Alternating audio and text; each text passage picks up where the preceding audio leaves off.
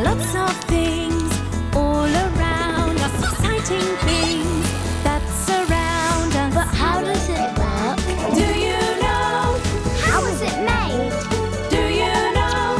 Things that go up, things that go down, things that go pop, things that go round, with special cameras to show you inside. It's going to be a big surprise. But how does it work? Do you know? How is it made? Do you know? Do you know? Let's find out! Hello, I'm Maddie, and today I'm at a campsite and I'm going to be sleeping outside in a tent. Have you ever slept in a tent? Camping is great fun. I love being outside in the fresh air and putting up the tent. Tents are made from a thin material like nylon or cotton, which makes them light and easy to put up. But because the walls of the tent are very thin, it can get cold inside at night.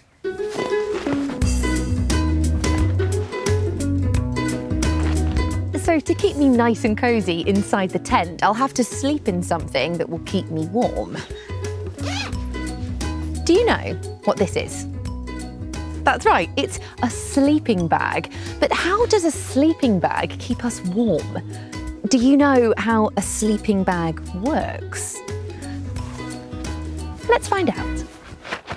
How does it work? Sleeping bag. A sleeping bag has to be big enough to get inside and zip up. So this one is definitely big enough for me. Now, a sleeping bag doesn't have any heat of its own, but our bodies make heat. So a sleeping bag keeps us warm by trapping the heat we make from our bodies inside the bag. And a sleeping bag can be made of lots of different materials, like down feathers from geese or ducks, or man-made material like polyester. But how does a sleeping bag trap the heat we make from our bodies inside the bag? Well, to find out, we're going to have to take a closer look. A sleeping bag is made up of different layers of material, like a sandwich. On the outside is a smooth protective layer called nylon. On the inside is an insulation layer made from a material called polyester. The polyester insulation layer is made up of compartments called baffles. The baffles hold the polyester in place to make sure that the bag stays warm all over. Polyester is made up of millions of tiny fibres that all crisscross together, and the air is trapped in between these fibres. When our warm bodies get inside the sleeping bag, our body heat warms the air inside too. The polyester insulation layer traps the warm air inside the bag and stops it escaping. It also keeps the cold from outside and the cold from the ground from coming in, keeping our body nice and warm all night long. Isn't it clever how the different layers work together to keep us warm? Shall we see what they look like? This here is the outer layer. It's thin, but tough, and it's water resistant, so it will stop water and damp from getting inside. And then this here is the insulation layer. That's the part with all of the fibres that will trap our body heat to keep us warm. To see the sleeping bags in action, I'm going to use my special camera. It's called a thermal camera, and it shows us how hot or cold things are. I've got two sleeping bags that are exactly the same, and I'm going to get inside one of them and warm up and leave the other one empty. What do you think's going to happen? Let's switch the thermal camera on to find out.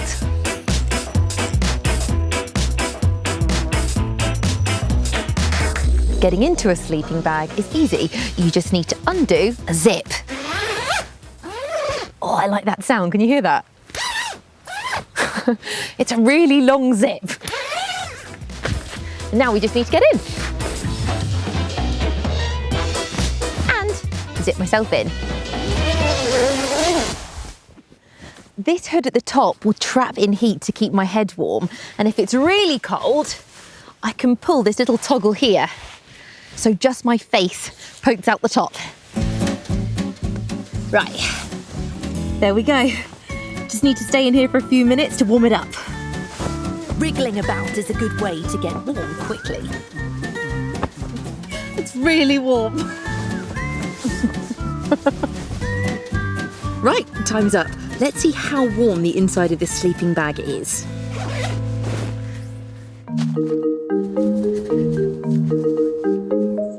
Wow, look at that. The sleeping bag that I was in is glowing bright red, and that's because it is really warm. That insulation layer has trapped all of my body heat. And the empty sleeping bag is yellow. That's because it is much cooler. How brilliant is that? What did you like most about seeing how sleeping bags work? Do you remember what you call the layer of material that stores all the heat? That's right, it's the insulation layer. Did you hear the sound the zip made when I got inside? And did you see how my body heat changed the colour of my sleeping bag on the thermal camera? It changed to bright red.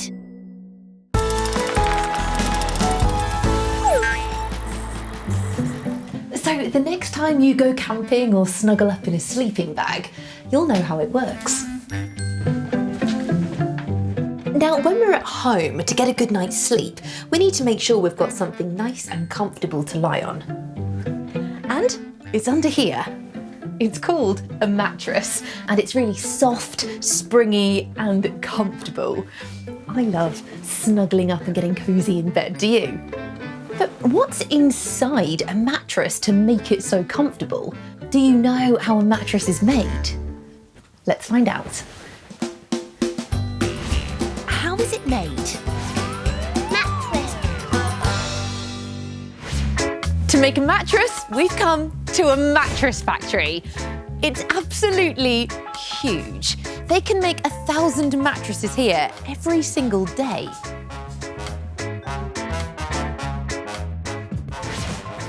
Making a mattress is a bit like making a big sandwich. Now, the outside of the mattress is called the outer casing, and it's made of thin layers of fabric and a material called wadding. And it's the outside that holds everything together.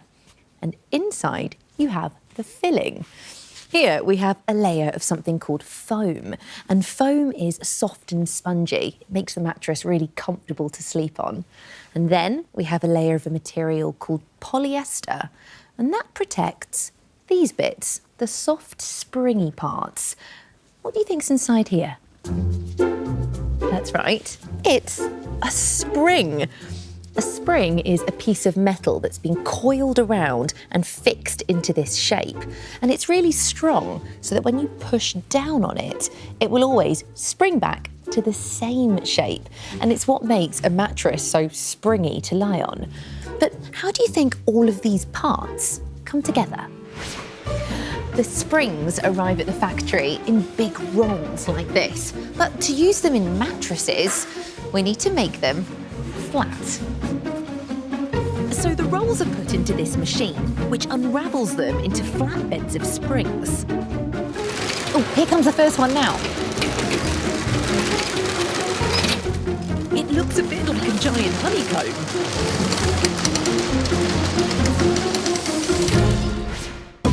Next, it's the foam layer. This is where the factory keeps all of the foam. But these blocks of foam are far too big for our mattress. So the big blocks of foam get chopped into slices by this foam cutting machine. It's a bit like slicing through a big cake. But what makes foam so squashy?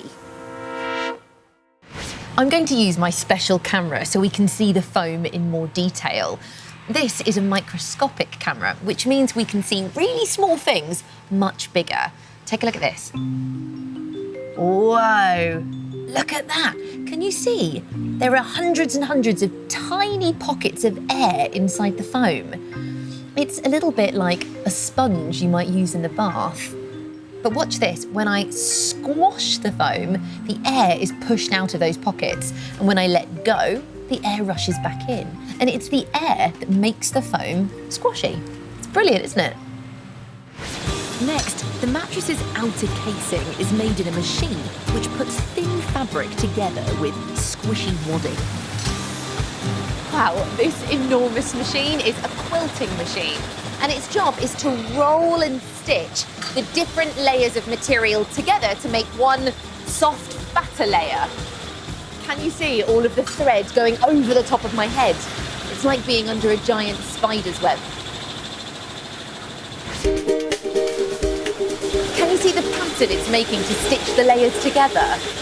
They look like diamonds, don't they? Now it's time to make the sides of the outer casing, called the border. Look how these two robot sewing machines are working together to stitch a circle pattern. This one does the first half, and this one does the other. Clever, isn't it? And soon there's a finished roll of border. So we have the top layer and the borders of the outer casing. Now we just need the bottom, and that's cut here. The guys, they cut 10 at a time. Look how fast that fabric cutter moves. It's like a little remote control car. But it can only move in straight lines, so the round corners are trimmed with a hand cutter. And here we have all of the parts we need to make a mattress. Now it's just time to put it together, like a sandwich. The different layers are fixed together with tiny silver rings. The bottom layer first, then the polyester, the foam filling, and that quilted outer casing. Finally, the border is fixed around the edges. But it's not quite finished yet. This is a tape edging machine, and it's Mark's job to move it all the way around the edges. It's like it's chomping around the edges. Can you hear it? And here we have a finished mattress. All it needs is a plastic coat to keep it clean while it's transported. Then it's popped onto this moving track called a conveyor belt. But where do you think they go? Let's use my special camera to find out. Here we go. They're going on quite a journey, aren't they?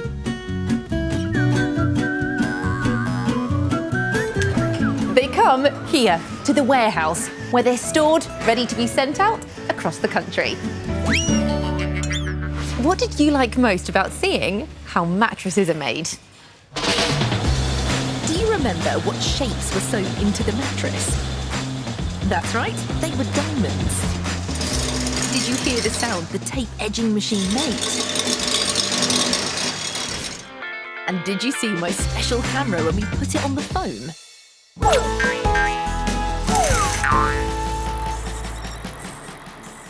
So, the next time you sleep in a sleeping bag, you'll know how it works. And now you know how a mattress is made to be spongy and soft to sleep on. Right, I think it's tea time. I'll see you soon. There are